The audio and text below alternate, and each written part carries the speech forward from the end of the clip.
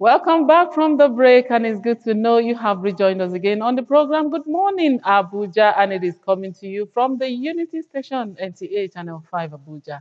Now we want to discuss something very, very important that concerns you and I. We want to talk about the economic challenges, the situations we are going through right now in the country, as well as the opportunity we can get out of these present challenges and run with it and make life better. This morning, we'll be talking about economic challenges and opportunities for market traders. And I have the chairman, Wuse Market Traders Association, with us this morning to do justice to this topic we want to embark upon. Help me welcome Raphael Okorie Ikechukwu to the program. Mr. Ralph, you're welcome to the program. Thank you very Good much. to see you again. Thank you. My pleasure, madam. All right. Good morning, Abuja. You're welcome. Thank you. Okay. It is not longer news that we all know what we are going through, talking about the economic challenges. Now we want to narrow it down to the rising cost of goods in the markets every day. I want to say, how do we get here, and the strategies you think we can suggest to pull out of this present situation? Yes, the fundamental problem we had as a nation was when we were running a cosmetic economy Okay. for almost 16 to 18 years. Okay. Cosmetic in the sense that we were not competitive with the rest of the world. We're printing naira to cushion the economy, means and ways. We had fuel subsidy, which was very fraudulent and criminal. We had, false exchange rates vis-a-vis the US dollars and other currencies of the world. And we kept doing that, fooling ourselves as a nation. And now that President Ahmed Bola Tinubu came into power, he said, no, we cannot continue like that way because Nigeria is going to become like Venezuela, where you have crude oil and then people cannot even afford to buy petroleum products. So Nigeria is going through a scenario where it's like an old man had fallen down from a tree and broke his leg. To get that leg back, you must go through a lot of pain. And that pain is what Nigerians are suffering today. And with economic policies on ground, I know that we are going to get out of that. The scenario is that we had experiencing inflation for the past 14, 16 months. And because the economic policies of President Ahmed Bola Tinubu is paying off, it has started cooling off. Prices used to change every day. FX used to change every morning. There were a lot of dynamics that were affecting the economy per day. But now we have relative stability where you have FX could be on the same figure for a week and all that. Yes, we are no longer there, but now we know that we have an economy that's real, what you call a real economy, where the value of the naira is real. There are no longer criminal fuel subsidy where people buy 1 million liters of petrol and they say it's 100 million liters and CBN has to pay them. So all those criminal activities has been in government have been eliminated, and now we are going to have an economic cooling off, and things are going to get better. Yes, Nigerians are suffering for it, but we'll get there. It's a process. So I will agree with you that what you are saying is like the present situation is like we're going through a refining process. We're suffering the pain now, and afterward we'll cool off. Absolutely. Now let's come down to the real people on the street, the real Nigerians, the common man. Every day we keep seeing rises of cost of things every day. Yes. Some persons don't even know where it's coming from, how we got to this place. So we want you to speak the language of the common man so we know what is happening and where we are now. Yes, there are a lot of factors that affect the price of, we'll talk about food. Yes, food. To use a layman's language, you don't need to blow grammar here. You talk about food, rice, beans, tomato, pepper, and everything. Why are the prices high? We had fuel subsidy where cost of petroleum products were less and they were cosmetic. And now we have real cost of petroleum products because globally the cost of 1 liter of petrol is $1. If you put $1 at our FX rate, it means that petrol should be at 1,007, but we're not there yet. So because of the cost of petroleum products, the cost of moving tomato from Bodinga to Abuja, which used to be about 600,000 per trailer, is now about 2 million. The cost of moving rice from Kano to maybe Onisha and moving yam from Onisha to Kano and the rest of them had gone up because of the cost of petroleum products and other indices that are affected. And when these things come into play, you find that the cost of food items keeps spiraling. And then we had insecurity. that made it impossible for Nigerians to go and farm. But the federal government is taking care of that. A lot of people are going to go into farming and be confident to stay in their farms in the next farming season. Maybe not this farming season, but next farming season. It means that a lot of food is going to come from the farms. And these are forces of demand and supply. When you have excess supply of food items, the prices are going to come down. And other indicators that affect cost of food items is also the cost of clearing goods at the seaport. Nigerian customs services are not helping matters. The federal government gives an instruction that they want removal of duty on pharmaceutical products and certain food items. The custom would not implement in 6 months. When you take that into the multiplier effect of the economic policy on the masses, it means that you're talking about 12 months to 18 months, because before you procure overseas, ship, clear, and then get it to the common man, it means you're talking about 18 months. So the Nigerian customs services are not at pace with the Ministry of Finance and the policies of the present government. They need to be talked to see that when government says we need to remove duty on pharmaceutical products, duty on certain food items, they should hit the ground running and not saying they are doing all sorts of paperwork and it takes them I don't know how long to get it on. Unfortunately, that's where we are. We need to see an economy that is at pace with Mr. President. People say Tinubu has done this, Tinubu has done that. Yes, Mr. President is working hard to see that things are done per time and is being responsive to demands of Nigerians and the dictates of the economy to see that things are done per time. But certain other individuals who are key players in this system are not attuned with him and they're not at pace with him, and that's the problem we have. Okay, you have just mentioned some specific parts that the traders are really bearing the bonds. Are there other areas that we need to know where the traders are bearing the pain of the economic? Yes, it's we have the problem of multiple taxation. I go to day markets and go and buy potato and rice and beans. I want to come and sell to the common man in Pape. And between day markets and Pape, people who say they are local government officials are like 20 on the streets, harassing people, taking money from them via OSD and other agencies of government, harassing Nigerians and the rest of them. When you pay out all those money, at the end of the day, you must have to add it to the cost of the food item you want to sell. So when we talk to FCCPC and say, look, it's not traders who want to hike prices, but there are multiple taxations, there are coercions, there are harassments and other tools that make it impossible for you to remove, minimize, or reduce the cost of food items. They need to also play a part to see that certain laws are put in place to harmonize taxation, to make the ease of doing business to be easy. This was what Oshibanjo was saying when he was vice president. We should have certain level of ease of doing business. But thanks to the Minister of FCT, Nyesom Wike, CNG buses, vans are coming out, the roads are accessible now, Nigerians can move around easily. And even Abuja Investment and Property Development Company, Abuja Investment Company Limited, they had Abuja Business and Investment Forum, which are, avail traders other opportunity to be able to tap into MSME for cheaper loans, to deal with banks at single-digit interest rates. Bank of Industry has written us for meetings on single interest rate for loans. And Abuja Investment are building properties now where traders can also own their shops and then paying rent to landlords who are Shylocks and other. We eliminated that over a period of time. So it means that you have a place where you own, do your business in your own premises, get cheap loans from banks, have access to products and services, and then things are going to be easier. These are multiplier effects of good policies that are being put in place to see that we cushion the effects of hardship. Okay, thank you very much for that response. Now, let's bring it down to spending patterns of people. Now that we've seen that there are rising costs of products every day, how do you also notice the spending patterns of everyone?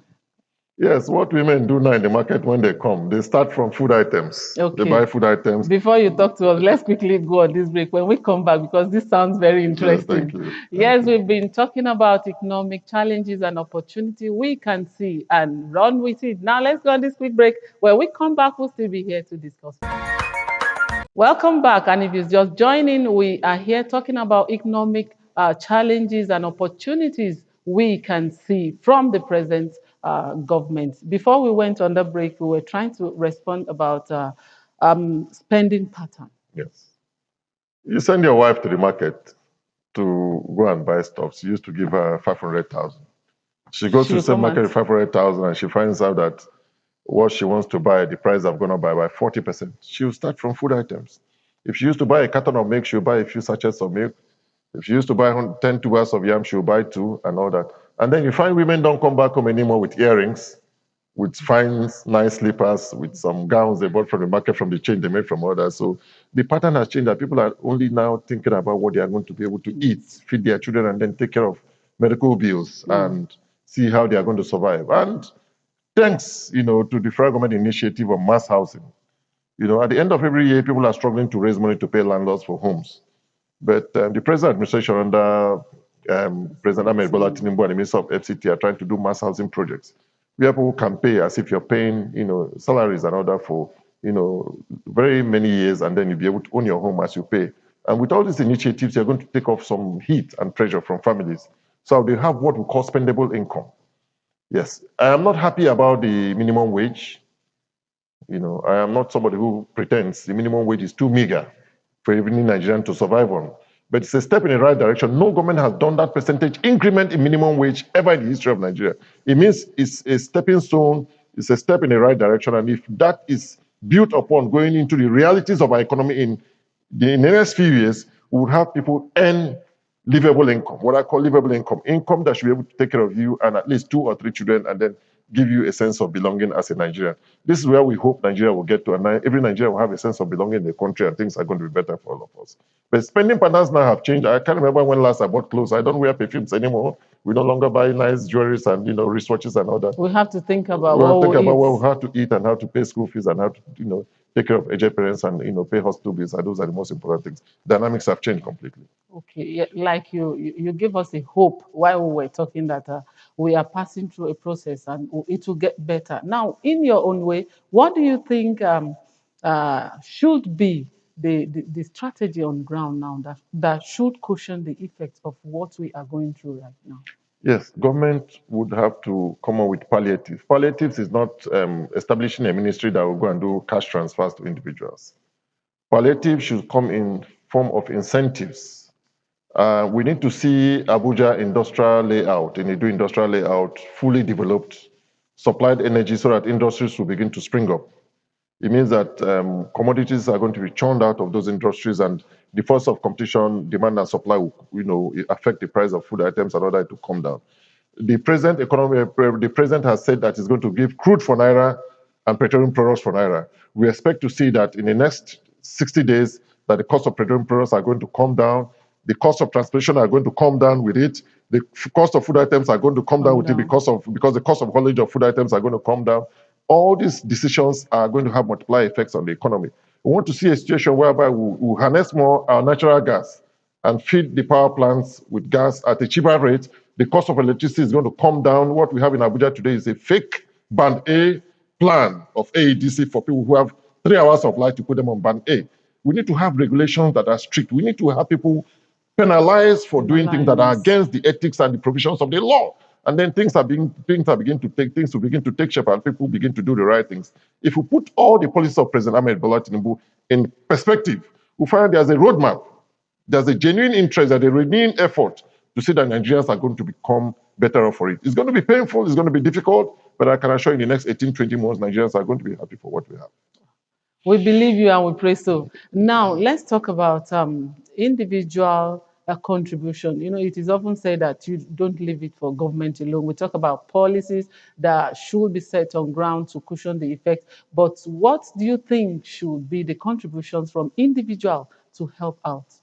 Yeah, Nigerians should be more prudent in their spending and stop living false lives. Okay. Nigerians should be more proactive and pragmatic when they take decisions about what happens around them. Nigerians should support government by, if they find anything that's going to be a sabotage to the economy or to the country, to give information to the police, to security agencies that those things are stopped. We're talking about food. And individuals in those areas where we have terrorism and kidnapping, they know all these criminals and all that, and they're not giving police the information. Police cannot do any magic. You need to avail police information and the Nigerian military information to clean out these miscreants from the forest so that farmers can go back to farm.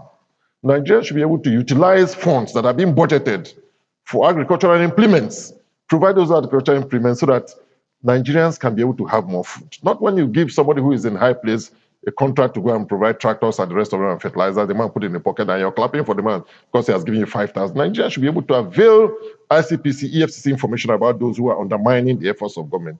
so the efforts being put in by government can begin to yield results, and then we are all going to be better off for it. So it's a collaborative, scenario we have. Everybody has a role to play as a nation to see that we build this country. We must have belief in our country as a nation, and then do what we can as individuals. Aggregately is going to aggregate, and then Nigerians are going to be better off at the end of the day. Not is government problem, is government problem, is Tinubu's problem. No, no, no, no, no, no. Okay, what of the area of partnership? What do you think we should do in the area of partnership for this present economic situation that we're going through now? High Excellency Ambassador Maureen Tamuno, the Group Managing Director of Abuja Investment Company Limited, held a business and investment forum. Okay. And in that business and investment forum I attended, she availed people from all sectors of the economy in FCT opportunity to interact, to synergize, to see how you can use technology to leverage on your business, how you can use cheap loans to leverage on your business, how you can use the value you have to complement the value the next man have to grow businesses and all that. And at the national level, National Economic Investment Forum is going on, where government is bringing in members of the international committee, investors from all over the world to see opportunities that are abound in Nigeria, to synergize with Nigerians and see how we can be able to grow our economy. What happened before was that nobody was interested in having any business relationship, the organized private sector, even government agencies, because they didn't have confidence in the economy. But now we are having relative stability. People are interested to invest, to partner, to grow the economy of this nation. All we need to do is to harness the opportunities we have, ensure that criminal elements also who are going to ask investors for bribe and they will run away from the investment are cleaned out, so these investments can flow in and Nigerians are all going to be better for it. Because at the end of the day, what happens is that certain investors come for land or for certain incentives for them to do business. Some government officials will ask them for money. And at the end of the day, they'll run away because it's not their practice in their countries where they're coming from. And when they leave, we all lose at the end of the day. So there has to be certain instruments and tools put in place to ensure that people have what we call ease of doing business. And when they have ease of doing business, there'll be confidence in the system and then they'll be able to invest. Okay, talking about looking inward and we see tools for ease of business, it is often said that when you're down, when you look inward, it is that state that brings out the best in you. Absolutely. What do you think with the present economic challenges, we can see opportunities out? A lot of opportunities. Okay. I tell people who are graduating from universities, I never work for anybody. There are so many things you can do to make money. From running a barbering salon, from having a cobbler shop, from having where you make clothes as a tailor, from going into the entertainment industry, from farming, from processing food items. There are so many things you can do to be able to grow. It's only for Nigerians to have confidence in themselves and know that there are so many things they can do to be able to earn a living than waiting for government to do everything for them. There are so many things Nigerians can do to earn a living, from agriculture to fish farming to poultry. So many things you can do, even intellectual property, AI. There are opportunities the opportunities are bound. In the Abuja Business and Investment Forum, there were opportunities there. Where even startup businesses, we are told if you have startup ideas and things you want to do, AICL is ready to partner with you to see that you become a pride of the nation and to the whole world. And then they market you and see that you begin to earn a living from there. So opportunities are bound. It's just for Nigerians to harness those opportunities. Government have also incentives and tools, policies and principles in place to support you to see that you pick it up from there. But all the opportunities that are there is just for you to take the first step, not to keep procrastinating, and then you find out you grow from there. Okay, quickly before we go, because they are giving us sign already, your final word and your advice. Nigeria would make it. Nigeria is a good country. We are blessed, and everybody should pray and have confidence in this government, support the government, and I can assure you in the next 18 months, we are going to be better off for it. God bless you all and thank you. Thank you so much for your time with us this morning. We do really appreciate it. God bless you. Thank you. All right. We have been talking about economic challenges and opportunity for everyone and especially for market traders. And this morning, resource person has done justice to our discussion this morning and has prayed and encouraged us. Go out there, contribute your own quota to make our nation, Nigeria, a better place for all of us. And we've been talking with Raphael Okorie Ikechukwu, who is the chairman, Wuse Market Traders Association. Let's go on this quick break. When we come back, we'll still be here. I will bring more for you. Don't go anywhere. Stay with us, please.